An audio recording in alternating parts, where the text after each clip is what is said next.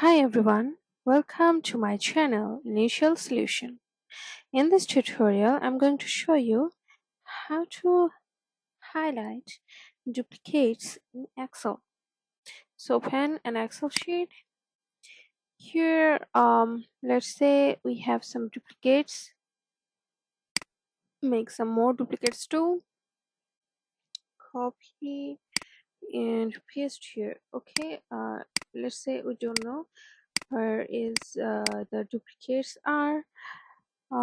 So what we will do is just select our whole table and go on conditional formatting option, and here you can see there is an option of highlight cells rules.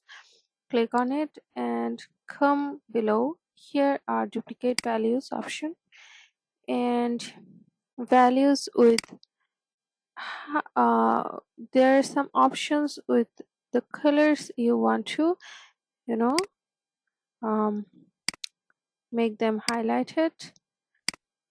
And yep, click on OK and you are done. This is how it works, my friends.